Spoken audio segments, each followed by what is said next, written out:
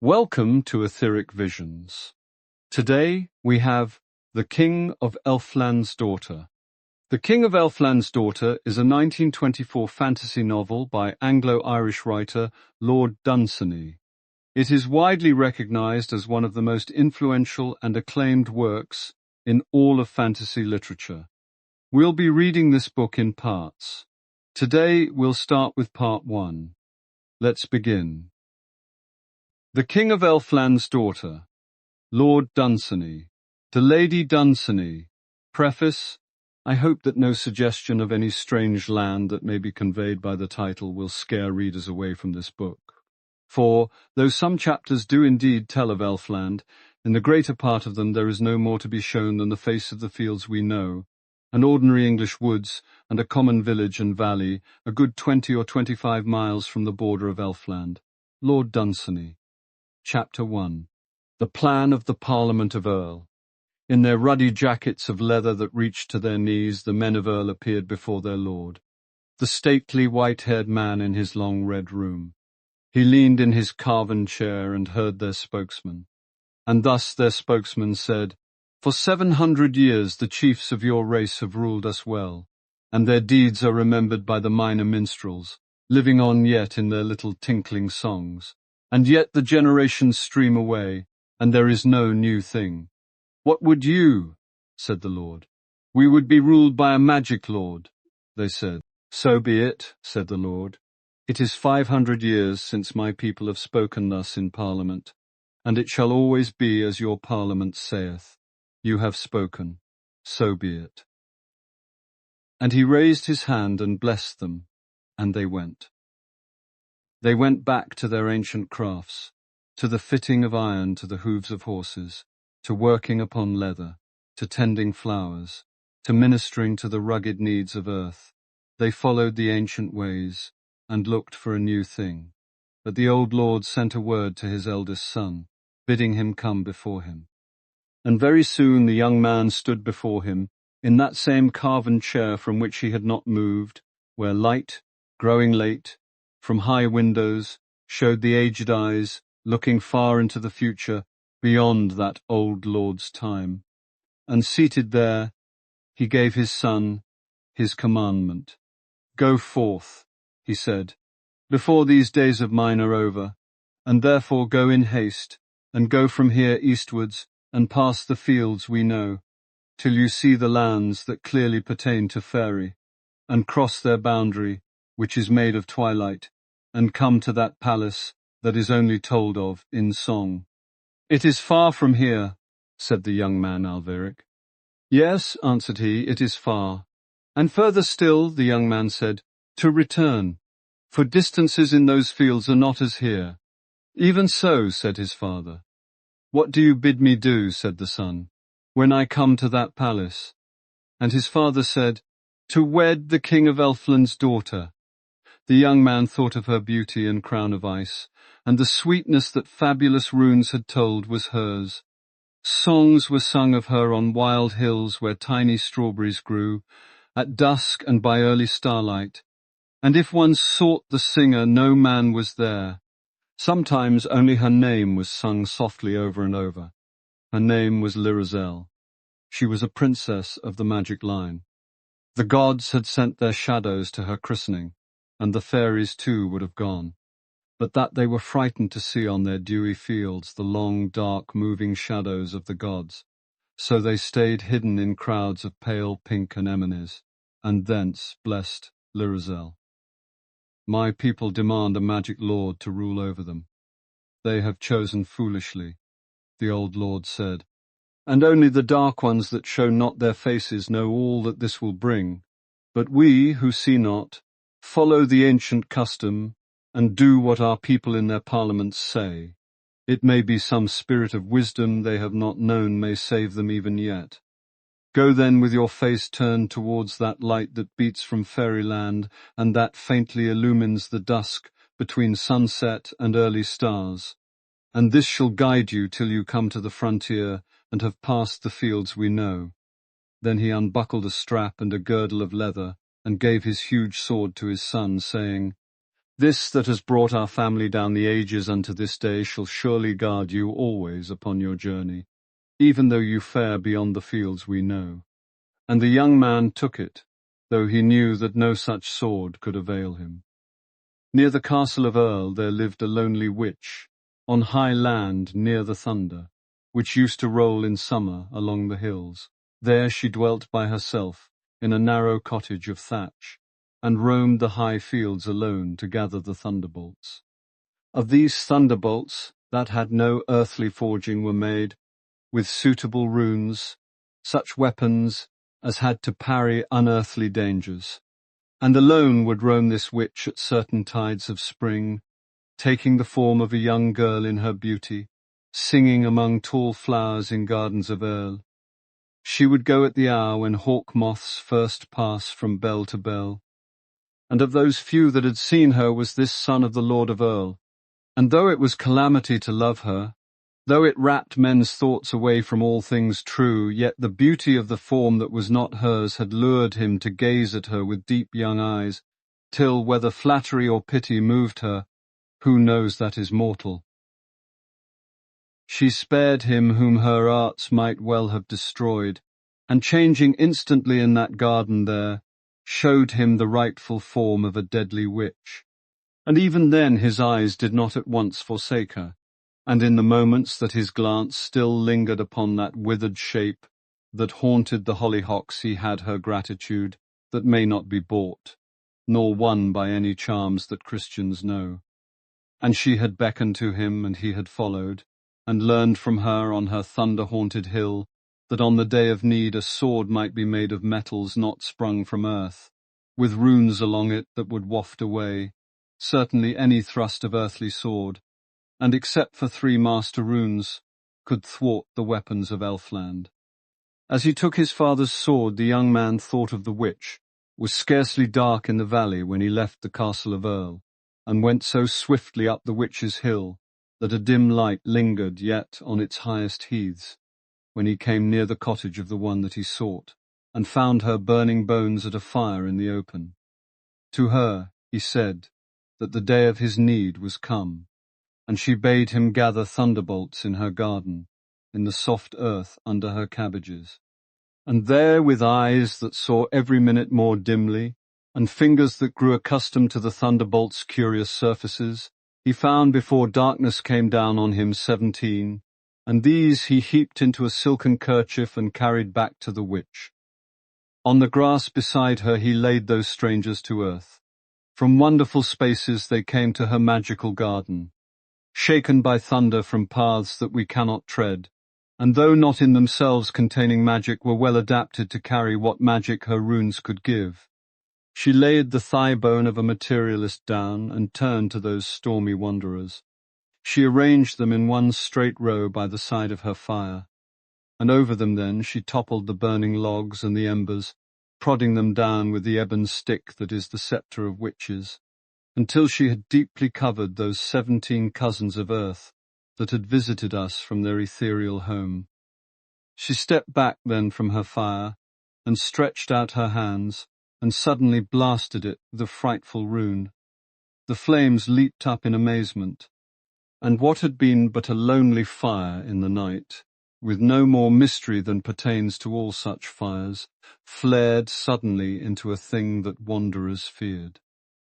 As the green flames, stung by her runes, leaped up, and the heat of the fire grew intenser, she stepped backwards further and further, and merely uttered her runes a little louder the further she got from the fire. She bade Aetheric pile on logs, dark logs of oak that lay there cumbering the heath, and at once, as he dropped them on, the heat licked them up, and the witch went on pronouncing her louder runes, and the flames danced wild and green, and down in the embers the 17, whose paths had once crossed earth's when they wandered free, knew heat again, as great as they had known, even on that desperate ride that had brought them here. And when Aetheric could no longer come near the fire, and the witch was some yards from it shouting her runes, the magical flames burned all the ashes away, and that portent that flared on the hill has suddenly ceased, leaving only a circle that sullenly glowed on the ground, like the evil pool that glares where thermite has burst. And flat in the glow, all liquid still, lay the sword. The witch approached it and pared its edges with a sword that she drew from her thigh. Then she sat down beside it on the earth and sang to it while it cooled.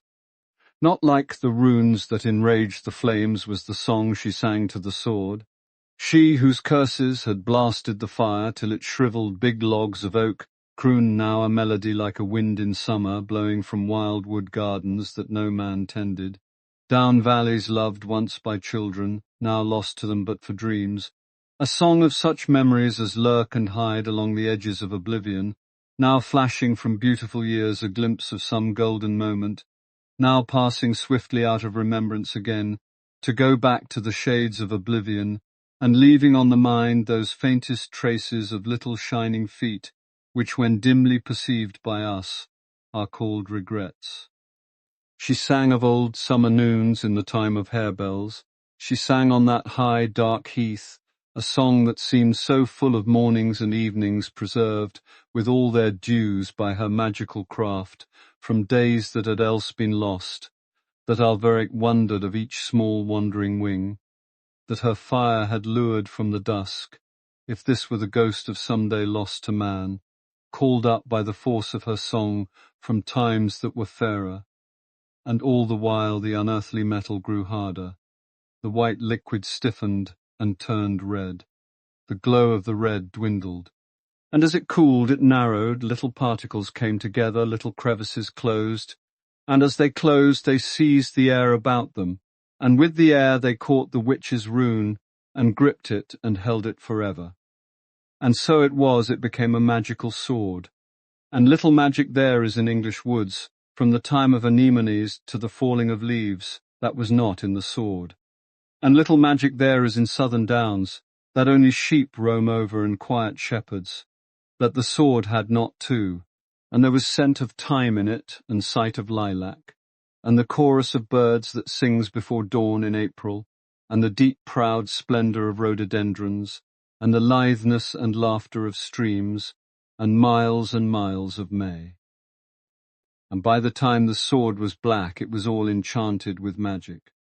Nobody can tell you about that sword all that there is to be told of it, for those that know of those paths of space on which its metals once floated, till earth caught them one by one as she sailed past on her orbit, have little time to waste on such things as magic, and so cannot tell you how the sword was made, and those who know whence poetry is, and the need that man has for song, or know any one of the 50 branches of magic, have little time to waste on such things as science, and so cannot tell you whence its ingredients came. Enough that it was once beyond our earth, and was now here amongst our mundane stones, that it was once but as those stones, and now had something in it such as soft music has, let those that can define it. And now the witch drew the black blade forth by the hilt, which was thick and on one side rounded, for she had cut a small groove in the soil below the hilt for this purpose, and began to sharpen both sides of the sword by rubbing them with a curious greenish stone, still singing over the sword an eerie song. Aetheric watched her in silence, wondering, not counting time. It may have been for moments. It may have been while the stars went far on their courses. Suddenly she was finished. She stood up with the sword lying on both her hands. She stretched it out curtly to Aetheric. He took it. She turned away, and there was a look in her eyes as though she would have kept that sword, or kept Aetheric. He turned to pour out his thanks, but she was gone. He rapped on the door of the dark house. He called, "Witch, witch," along the lonely heath, till children heard on far farms and were terrified. Then he turned home, and that was best for him. Chapter 2. Aetheric comes in sight of the Elfin Mountains. To the long chamber, sparsely furnished, high in a tower, in which Aetheric slept, there came a ray direct from the rising sun. He awoke, and remembered at once the magical sword, which made all his awaking joyous. It is natural to feel glad at the thought of a recent gift, but there was also a certain joy in the sword itself, which perhaps could communicate with Alveric's thoughts all the more easily just as they came from Dreamland, which was preeminently the sword's own country. But, however it be, all those that have come by a magical sword have always felt that joy while it still was new, clearly and unmistakably.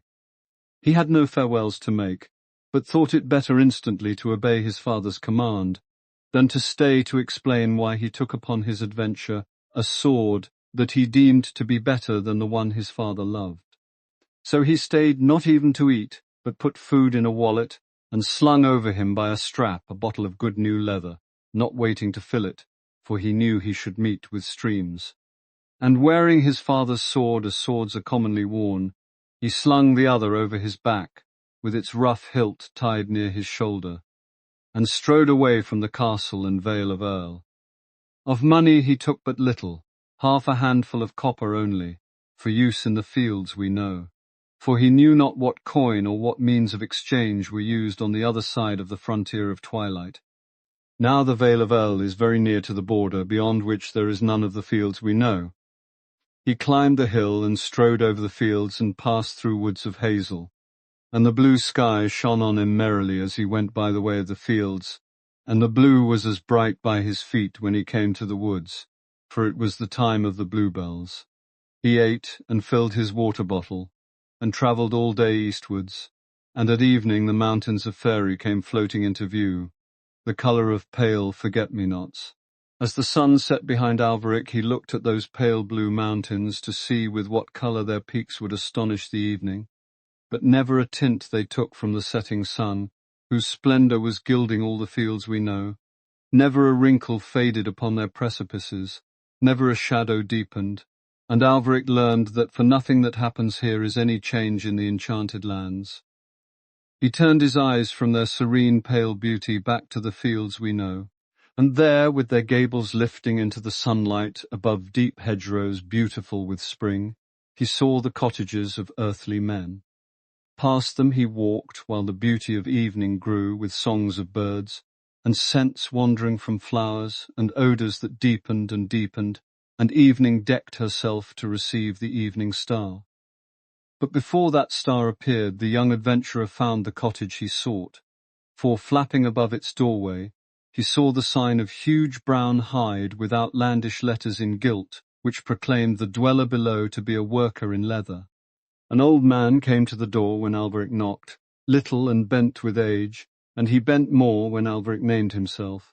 And the young man asked for a scabbard for his sword, yet said not what sword it was. And they both went into the cottage where the old wife was by her big fire, and the couple did honour to Alveric. The old man then sat down near his thick table, whose surface shone with smoothness wherever it was not pitted by little tools that had drilled through pieces of leather all that man's lifetime and in the times of his fathers. And then he laid the sword upon his knees, and wondered at the roughness of hilt and guard, for they were raw, unworked metal, and at the huge width of the sword. And then he screwed up his eyes, and began to think of his trade. And in a while he thought out what must be done, and his wife brought him a fine hide, and he marked out on it 2 pieces as wide as the sword, and a bit wider than that.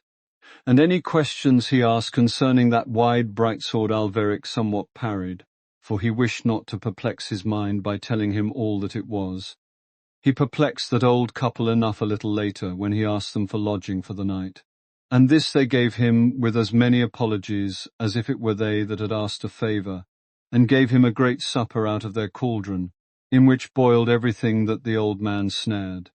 But nothing that Alveric was able to say prevented them giving up their bed to him, and preparing a heap of skins for their own night's rest by the fire. And after their supper the old man cut out the 2 wide pieces of leather with a point at the end of each, and began to stitch them together on each side. And then Alveric began to ask him of the way, and the old leather worker spoke of north and south and west, and even of northeast, but of east or southeast he spoke never a word.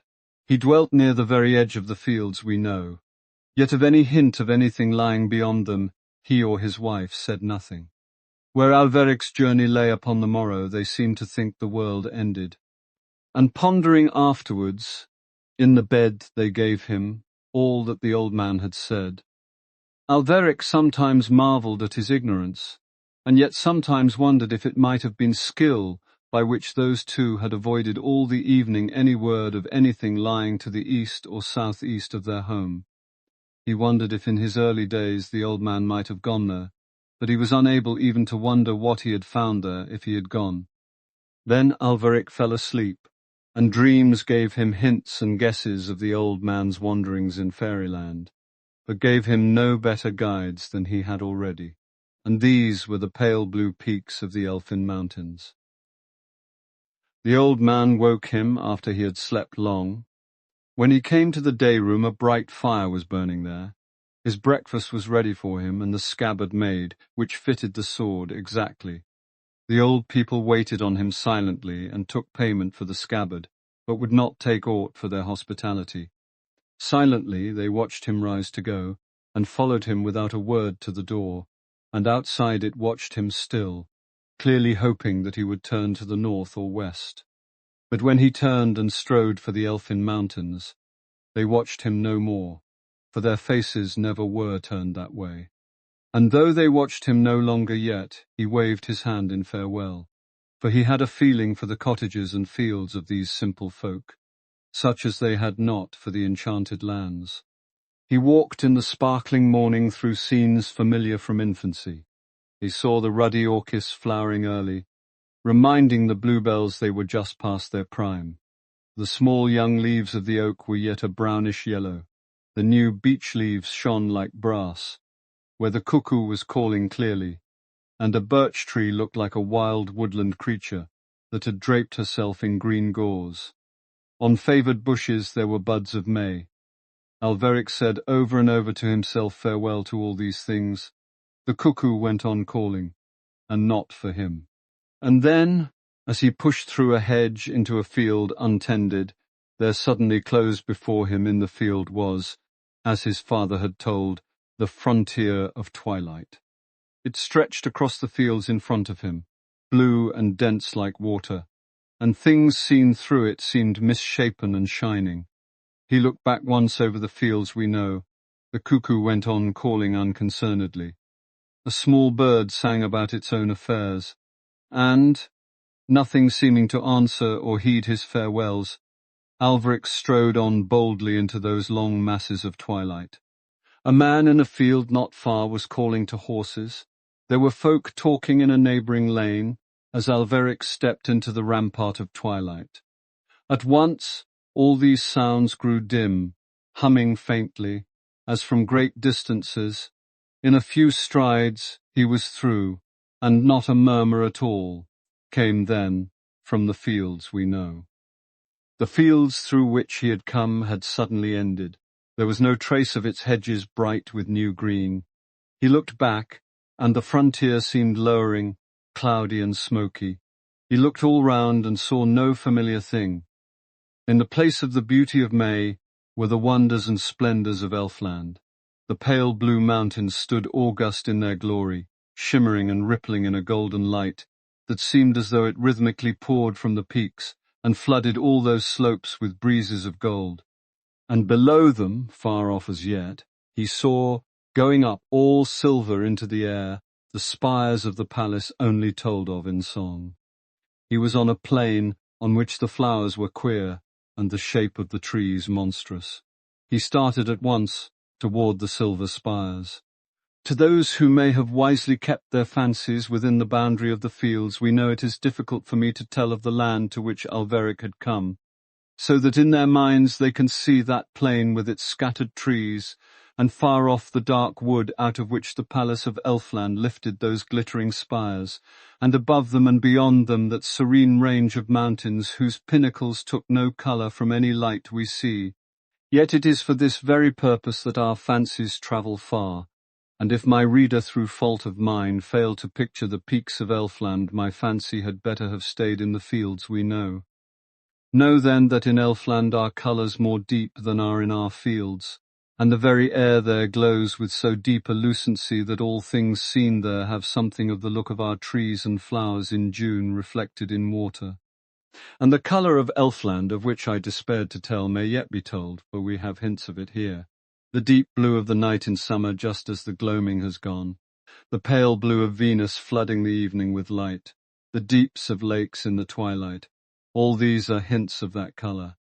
And while our sunflowers carefully turn to the sun, some forefather of the rhododendrons must have turned a little towards Elfland, so that some of that glory dwells with them to this day. And above all, our painters have had many a glimpse of that country, so that sometimes in pictures we see a glamour too wonderful for our fields.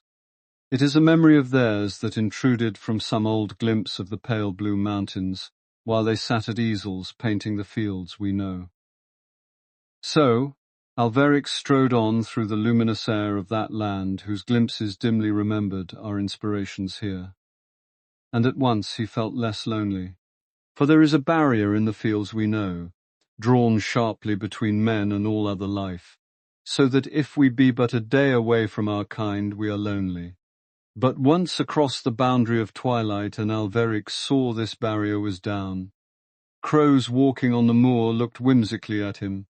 All manner of little creatures peered curiously to see who was come from a quarter whence so few ever came, to see who went on a journey whence so few ever returned. For the king of Elfland guarded his daughter well, as Aetheric knew, although he knew not how. There was a merry sparkle of interest in all those little eyes, and a look that might mean warning.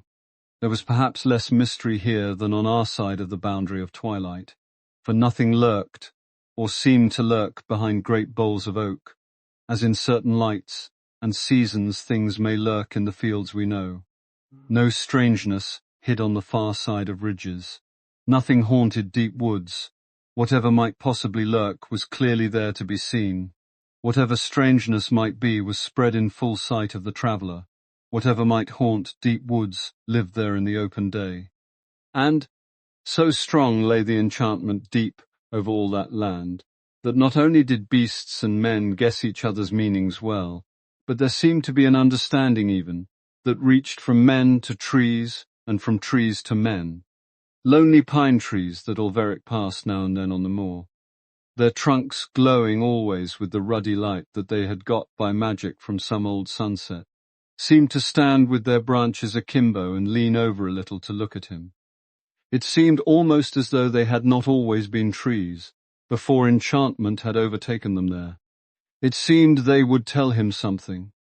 But Aetheric heeded no warnings either from beasts or trees, and strode away toward the enchanted wood. Chapter 3. The Magical Sword Meets Some of the Swords of Elfland.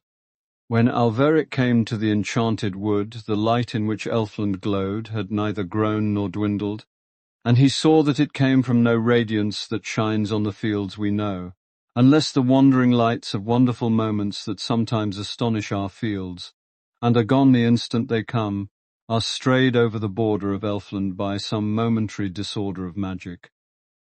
Neither sun nor moon made the light of that enchanted day. A line of pine trees up which ivy climbed, as high as their lowering black foliage, stood like sentinels at the edge of the wood. The silver spires were shining as though it were they that made all this azure glow in which Elfland swam. And Aetheric, having by now come far into Elfland, and being now before its capital palace, and knowing that Elfland guarded its mysteries well, drew his father's sword before he entered the wood. The other still hung on his back, slung in its new scabbard over his left shoulder, and the moment he passed by one of those guardian pine trees, the ivy that lived on it unfastened its tendrils and, rapidly letting itself down, came straight for Aetheric and clutched at his throat. The long, thin sword of his father was just in time. Had it not been drawn, he would have scarcely got it out, so swift was the rush of the ivy. He cut tendril after tendril that grasped his limbs as ivy grasps old towers, and still more tendrils came for him, until he severed its main stem between him and the tree. and as he was doing this he heard a hissing rush behind him, and another had come down from another tree and was rushing at him with all its leaves spread out. The green thing looked wild and angry as it gripped his left shoulder as though it would hold it forever. But Aetheric severed those tendrils with a blow of his sword and then fought with the rest, while the first one was still alive but now too short to reach him, and was lashing its branches angrily on the ground. And soon, as the surprise of the attack was over and he had freed himself of the tendrils that had gripped him, Aetheric stepped back, till the ivy could not reach him, and he could still fight it with his long sword. The ivy crawled back then to lure Aetheric on, and sprang at him when he followed it. But, terrible though the grip of ivy is, that was a good sharp sword, and very soon Aetheric, all bruised though he was, had so lopped his assailant that it fled back up its tree. Then he stepped back, and looked at the wood in the light of his new experience, choosing a way through. He saw at once that in the barrier of pine trees, the two in front of him had had their ivy so shortened in the fight that if he went midway between the two, the ivy of neither would be able to reach him. He then stepped forward, but the moment he did so, he noticed one of the pine trees move closer to the other. He knew then that the time was come to draw his magical sword. So he returned his father's sword to the scabbard by his side, and drew out the other over his shoulder, and going straight up to the tree that had moved, swept at the ivy as it sprang at him, and the ivy fell all at once to the ground, not lifeless, but a heap of common ivy. And then he gave one blow to the trunk of the tree, and a chip flew out, not larger than a common sword would have made, but the whole tree shuddered, and with that shudder disappeared at once a certain ominous look that the pine had had, and it stood there an ordinary unenchanted tree. Then he stepped on through the wood with his sword drawn. He had not gone many paces when he heard behind him a sound like a faint breeze in the tree-tops, yet no wind was blowing in that wood at all. He looked round, therefore, and saw that the pine trees were following him. They were coming slowly after him, keeping well out of the way of his sword, but to left and right they were gaining on him, so that he saw he was being gradually shut in by a crescent that grew thicker and thicker as it crowded amongst the trees that it met on the way, and would soon crush him to death. Aetheric saw at once that to turn back would be fatal, and decided to push right on, relying chiefly on speed, for his quick perception had already noticed something slow about the magic that swayed the wood, as though whoever controlled it were old or weary of magic, or interrupted by other things. So he went straight ahead, hitting every tree in his way, whether enchanted or not, a blow with his magical sword, and the runes that ran in that metal from the other side of the sun were stronger than any spells that there were in the wood. Great oak trees with sinister boles drooped and lost all their enchantment as Aetheric flashed past them with a flick of that magical sword. He was marching faster than the clumsy pines, and soon he left in that weird and eerie wood a wake of trees that were wholly unenchanted, that stood there now without hint of romance or mystery even. And all of a sudden he came from the gloom of the wood to the emerald glory of the Elf King's lawns. Again we have hints of such things here. Imagine lawns of ours just emerging from night, flashing early lights from their dewdrops, when all the stars have gone, bordered with flowers that just begin to appear, their gentle colours all coming back after night, untrodden by any feet except the tiniest and wildest, shut off from the wind and the world by trees in whose fronds is still darkness. Picture these waiting for the birds to sing. There is almost a hint there sometimes of the glow of the lawns of Elfland, but then it passes so quickly that we can never be sure. More beautiful than aught our wonder guesses, more than our hearts have hoped, were the dewdrop lights and twilights in which these lawns glowed and shone. And we have another thing by which to hint of them, those seaweeds, or sea mosses that drape Mediterranean rocks and shine out of blue-green water for gazers from dizzy cliffs. More like sea floors were these lawns than like any land of ours. for the air of Elfland is thus deep and blue. At the beauty of these lawns, Alveric stood gazing as they shone through twilight and dew, surrounded by the mauve and ruddy glory of the massed flowers of Elfland, beside which our sunsets pale and our orchids droop, and beyond them lay like night the magical wood. And jutting from that wood, with glittering portals all open wide to the lawns, with windows more blue than our sky on summer's nights, as though built of starlight, shone that palace that may be only told of in song. As Alveric stood there with his sword in his hand, at the wood's edge, scarcely breathing, with his eyes looking over the lawns at the chiefest glory of Elfland, through one of the portals alone came the King of Elfland's daughter. She walked dazzling to the lawns without seeing Alveric. Her feet brushed through the dew and the heavy air, and gently pressed for an instant the emerald grass, which bent and rose, as our harebells when blue butterflies light and leave them, roaming care-free along the hills of chalk. And as she passed he neither breathed nor moved, nor could have moved if those pines had still pursued him, but they stayed in the forest, not daring to touch those lawns.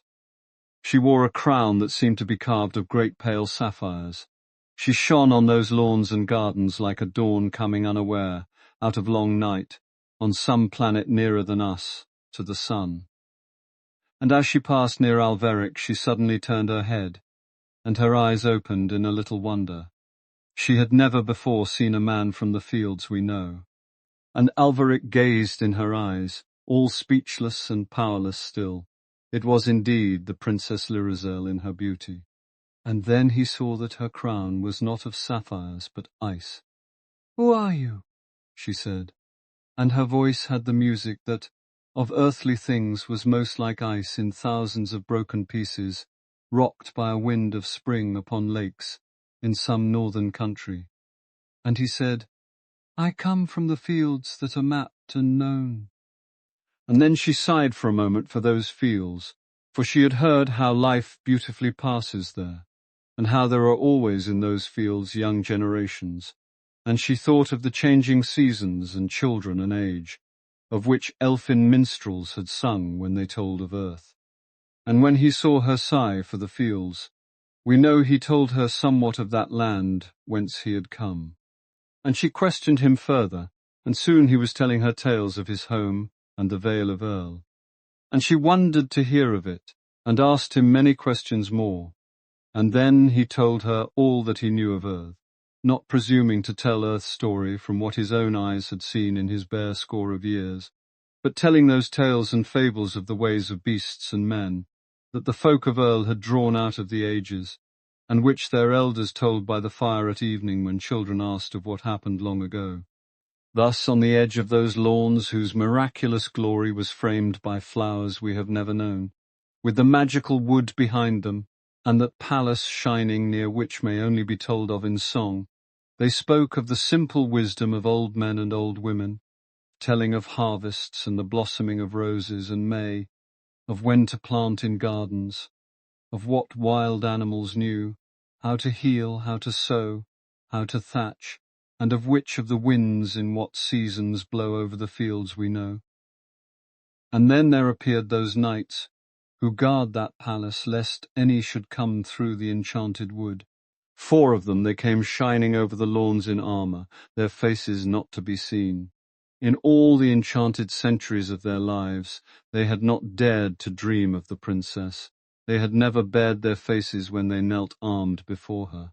Yet they had sworn an oath of dreadful words that no man else should ever speak with her, if one should come through the enchanted wood. With this oath now on their lips, they marched towards Alveric. Lirazel looked at them sorrowfully, yet could not halt them, for they came by command of her father, which she could not avert. And well she knew that her father might not recall his command, for he had uttered it ages ago at the bidding of fate. Alveric looked at their armour, which seemed to be brighter than any metal of ours, as though it came from one of those buttresses near, which are only told of in song. Then he went towards them, drawing his father's sword. for he thought to drive its slender point through some joint of the armour. The other he put into his left hand. As the first knight struck, Aetheric parried and stopped the blow, but there came a shock like lightning into his arm, and the sword flew from his hand, and he knew that no earthly sword could meet the weapons of Elfland, and took the magical sword in his right hand. With this he parried the strokes of the Princess Lyrazel's guard, for such these 4 knights were, having waited for this occasion through all the ages of Elfland. And no more shock came to him from any of those swords, but only a vibration in his own sword's metal that passed through it like a song, and a kind of a glow that arose in it, reaching to Aetheric's heart and cheering it. But as Aetheric continued to parry the swift blows of the guard, that sword that was kin to the lightning grew weary of these defences, for it had in its essence speed and desperate journeys, and, lifting Aetheric's hand along with it, it swept blows at the elvish knights, and the armour of Elfland could not hold it out. Thick and curious blood began to pour through rifts in the armour, and soon of that glittering company 2 were fallen, and Aetheric, encouraged by the zeal of his sword, fought cheerily, and soon overthrew another, so that only he and one of the guard remained, who seemed to have some stronger magic about him than had been given to his fallen comrades. And so it was, for when the Elf King had first enchanted the guard, he had charmed this elvish soldier first of all, while all the wonder of his runes were new, and the soldier and his armour and his sword had something still of this early magic about them, more potent than any inspirations of wizardry that had come later from his master's mind. Yet this knight, as Aetheric soon was able to feel along his arm and his sword, had none of those 3 master runes of which the old witch had spoken when she made the sword on her hill. For these were preserved unuttered by the King of Elfland himself, with which to hedge his own presence. To have known of their existence, she must have flown by broom to Elfland, and spoken secretly alone with the king. And the sword that had visited earth from so far away smote like the falling of thunderbolts, and green sparks rose from the armour, and crimson as sword met sword, and thick elvish blood moved slowly from wide slits down the cuirass, and Lyrazel gazed in awe and wonder and love, and the combatants edged away fighting into the forest, and branches fell on them, hacked off by their fight, and the runes in Aetheric's far-travelled sword exulted and roared at the elf knight, until in the dark of the wood, amongst branches severed from disenchanted trees, with a blow like that of a thunderbolt riving an oak tree, Aetheric slew him. At that crash, and at that silence, Lyrazel ran to his side.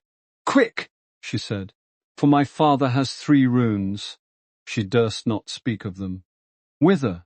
said Aetheric, and she said, "To the fields you know." Chapter 4. Aetheric comes back to earth after many years. Back through the guarding wood went Aetheric and Lyrazel, she only looking once more at those flowers and lawns, seen only by the furthest travelling fancies of poets in deepest sleep, then urging Aetheric on, he choosing the way past trees he had disenchanted. And she would not let him delay even to choose his path, but kept urging him away from the palace that is only told of in song. And the other trees began to come lumbering towards them, from beyond the lustreless, unromantic line that Aetheric's sword had smitten, looking queerly as they came at their stricken comrades, whose listless branches drooped without magic or mystery. And as the moving trees came nearer, Lyrazel would hold up her hand, and they all halted and came on no more. And still she urged upon Aetheric to hasten. She knew her father would climb the brazen stairs of one of those silver spires. She knew he would soon come out onto a high balcony. She knew what rune he would chant. She heard the sound of his footsteps ascending, ringing now through the wood. They fled over the plain beyond the wood, all through the blue, everlasting elfin day, and again she looked over her shoulder and urged Aetheric on. The Elf King's feet boomed slow on the 1,000 brazen steps, and she hoped to reach the barrier of twilight, which on that side was smoky and dull, when suddenly, as she looked for the 100th time at the distant balconies of the glittering spires, she saw a door begin to open high up, above the palace only told of in song. She cried, "Alas, to Aetheric!" But at that moment the scent of briar roses came drifting to them from the fields we know. Aetheric knew not fatigue, for he was young, nor she, for she was ageless. They rushed forward, he taking her hand. The Elf King lifted his beard, and just as he began to intone a rune that only once may be uttered, against which nothing from our fields can avail, they were through the frontier of twilight, and the rune shook and troubled those lands in which Lirazel walked no longer.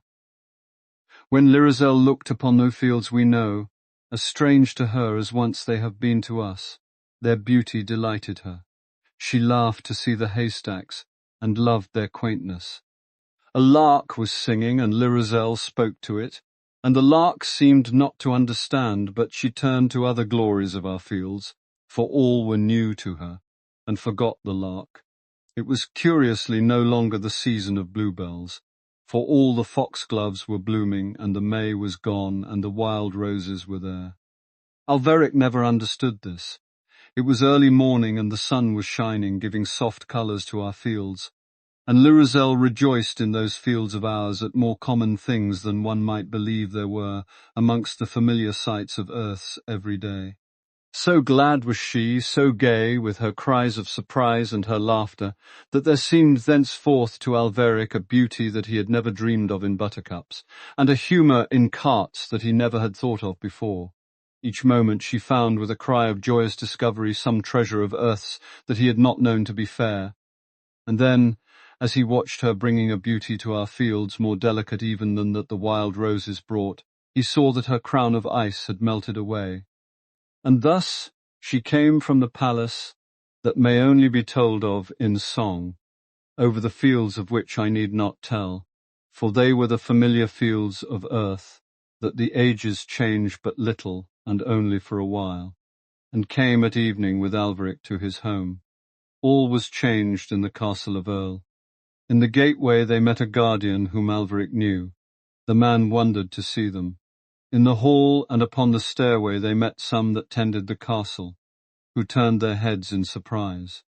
Aetheric knew them also, but all were older, and he saw that quite 10 years must have passed away during that one blue day he had spent in Elfland.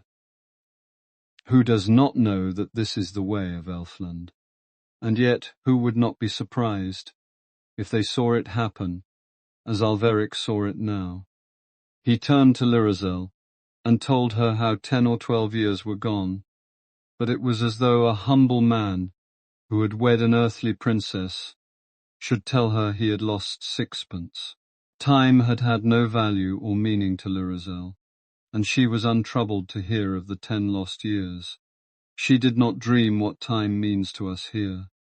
They told Aetheric that his father was long since dead, and one told him how he died happy, without impatience, trusting to Aetheric to accomplish his bidding, for he had known somewhat of the ways of Elfland, and knew that those that traffic twixt here and there must have something of that calm in which Elfland forever dreams.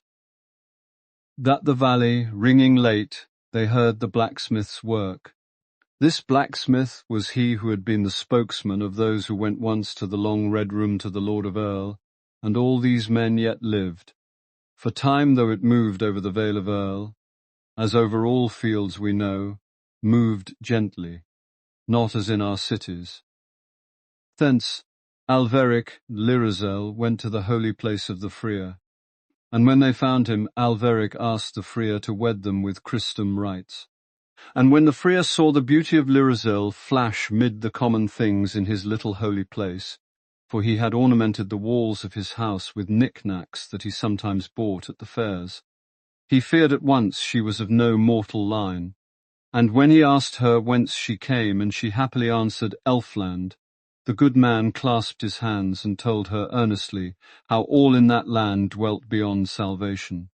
but she smiled, for while in Elfland she had always been idly happy, and now she only cared for Alveric. The Friar went then to his books to see what should be done. For a long while he read in silence but for his breathing, while Alveric and Lirazel stood before him. And at last he found in his book a form of service for the wedding of a mermaid that had forsaken the sea, though the good book told not of Elfland. And this, he said, would suffice, for that the mermaids dwelt equally with the elf folk beyond thought of salvation. So he sent for his bell, and such tapers as are necessary. Then, turning to Lirazel, he bade her forsake and forswear and solemnly to renounce all things pertaining to Elfland, reading slowly out of a book the words to be used on this wholesome occasion. Good Friar, Lirazel answered, naught said in these fields can cross the barrier of Elfland. And well that this is so, for my father has 3 runes that could blast this book when he answered one of its spells, were any word able to pass through the frontier of twilight. I will spell no spells with my father, but I cannot wed Christom man, the Friar replied, with one of the stubborn who dwell beyond salvation. Then Alveric implored her, and she said the say in the book, though my father could blast this spell, she added, if it ever crossed one of his runes, and the bell being now brought, and the tapers, the good man wedded them in his little house, with the rites that are proper for the wedding of a mermaid that hath forsaken the sea. Chapter 5. The Wisdom of the Parliament of Earl. In those bridal days the men of Earl came often to the castle, bringing gifts and felicitations. And in the evenings they would talk in their houses of the fair things that they hoped for the Vale of Earl, on account of the wisdom of the thing they had done when they spoke with the old lord in his long red room. There was Null the blacksmith, who had been their leader. There was Guic, who first had thought of it, after speaking with his wife, an upland farmer of clover pastures near Earl. There was Nehic, a driver of horses. There were 4 vendors of beeves, and Oth, a hunter of deer, and Vlel, the master ploughman. All these and 3 men more had gone to the Lord of Earl, and made that request that had set Alveric on his wanderings. And now they spoke of all the good that would come of it. They had all desired that the Vale of Earl should be known among men, as was, they felt, its desert. They had looked in histories, they had read books treating of pasture, yet seldom found mention at all of the vale they loved. And one day Guhi had said, let all us people be ruled in the future by a magic lord, and he shall make the name of the valley famous, and there shall be none that have heard not the name of Earl. And all had rejoiced, and had made a parliament, and it had gone 12 men to the Lord of Earl. And it had been as I have told. So now they spoke over their mead of the future of Earl, and its place among other valleys, and of the reputation that it should have in the world. They would meet and talk in the great forge of Narl, and Narl would bring them mead from an inner room, and Threll would come in late from his work in the woods. The mead was of clover honey, heavy and sweet, and when they had sat a while in the warm room, talking of daily things of the valley and uplands, they would turn their minds to the future, seeing as through a golden mist the glory of Earl. One praised the beeves, another the horses, another the good soil, and all looked to the time when other lands should know the great mastery among valleys that was held by the valley of Earl. And time that brought these evenings bore them away, moving over the Vale of Earl as over all fields we know, and it was spring again, and the season of bluebells. And one day in the prime of the wild anemones, it was told that Alveric and Lirazel had a son. Then all the people of Earl lit a fire next night on the hill, and danced about it and drank mead and rejoiced. All day they had dragged logs and branches for it from a wild wood near, and the glow of the fire was seen in other lands. Only on the pale blue peaks of the mountains of Elfland no gleam of it shone, for they are unchanged by aught that can happen here. And when they rested from dancing round their fires, they would sit on the ground and foretell the fortune of Earl, when it should be ruled over by this son of Aetheric, with all the magic he would have from his mother. And some said he would lead them to war, and some said to deeper ploughing, and all foretold a better price for their beeves. None slept that night for dancing and foretelling a glorious future, and for rejoicing at the things they foretold. And above all they rejoiced that the name of Earl should be thenceforth known and honoured in other lands. Then Aetheric sought for a nurse for his child, all through the valley and uplands, and not easily found any worthy of having the care of one that was of the royal line of Elfland. And those that he found were frightened of the light, as though not of our earth or sky, that seemed to shine at times in the baby's eyes. And in the end he went one windy morning up the hill of the lonely witch, and found her sitting idly in her doorway, having nothing to curse or bless.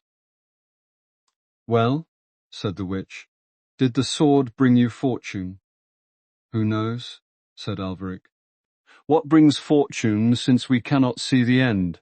And he spoke wearily, for he was weary with age, and never knew how many years had gone over him on the day he travelled to Elfland. Far more, it seemed, than had passed on that same day over Earl.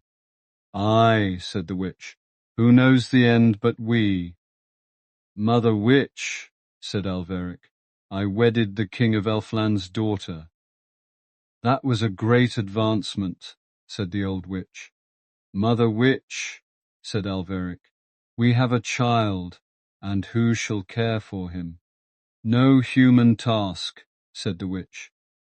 "Mother witch," said Aetheric, "will you come to the Vale of Earl and care for him and be the nurse at the castle? For none but you in all these fields knows aught of the things of Elfland, except the princess, and she knows nothing of earth." And the old witch answered, "For the sake of the king I will come." So the witch came down from the hill with a bundle of queer belongings, and thus the child was nursed in the fields, we know, by one who knew songs and tales of his mother's country. And often as they bent together over the baby, that aged witch and the Princess Lyrazel would talk together, and afterwards through long evenings of things about which Aetheric knew nothing. And for all the age of the witch and the wisdom that she had stored in her 100 years, which is all hidden from man, it was nevertheless she who learned when they talked together, and the Princess Lyrazel who taught. But of earth and the ways of earth Lyrazel never knew anything, and this old witch that watched over the baby so tended him and so soothed, that in all his infancy he never wept. For she had a charm for brightening the morning, and a charm for cheering the day, and a charm for calming a cough, and a charm for making the nursery warm and pleasant and eerie, when the fire leaped up at the sound of it, from logs that she had enchanted, and sent large shadows of the things about the fire quivering dark and merry over the ceiling. And the child was cared for by Lyrazel and the witch as children are cared for whose mothers are merely human, but he knew tunes and runes besides, that other children hear not in fields we know. So the old witch moved about the nursery with her black stick, guarding the child with her runes. If a draught on windy nights shrilled in through some crack, she had a spell to calm it, and a spell to charm the song that the kettle sang, till its melody brought hints of strange news from mist-hidden places, and the child grew to know the mystery of far valleys that his eyes had never seen. And at evening she would raise her ebon stick, and standing before the fire amongst all the shadows, would enchant them and make them dance for him.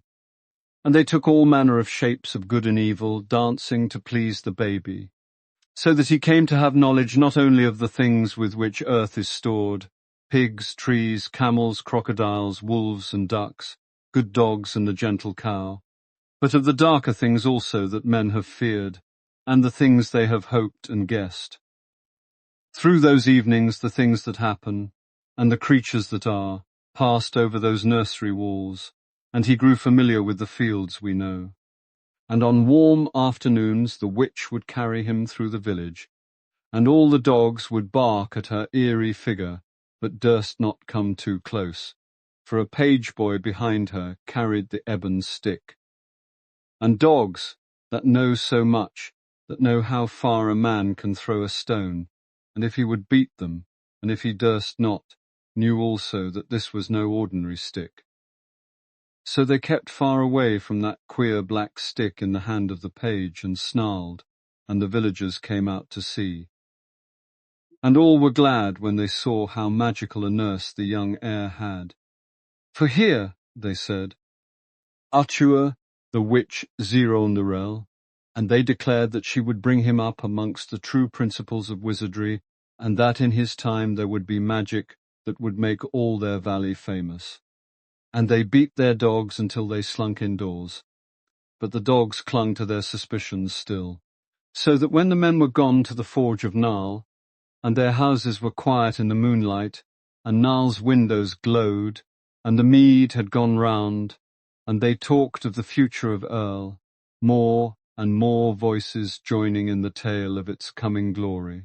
On soft feet the dogs would come out to the sandy street and howl, and to the high sunny nursery Lirazel would come, bringing a brightness that the learned witch had not in all her spells, and would sing to her boy those songs that none can sing to us here, for they were learned the other side of the frontier of twilight, and were made by singers all unvexed by time. And for all the marvel that there was in those songs, whose origin was so far from the fields we know, and in times remote from those that historians use, and though men wondered at the strangeness of them when from open casements through the summer days they drifted over Earl, yet none wondered even at those as she wondered at the earthly ways of her child and all the little human things that he did more and more as he grew. For all human ways were strange to her, and yet she loved him more than her father's realm, or the glittering centuries of her ageless youth, or the palace that may be told of only in song.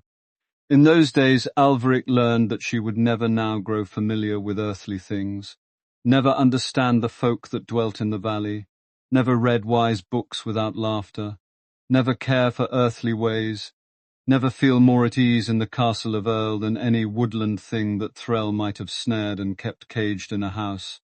He had hoped that soon she would learn the things that were strange to her, till the little differences that there are between things in our fields and in Elfland should not trouble her any more.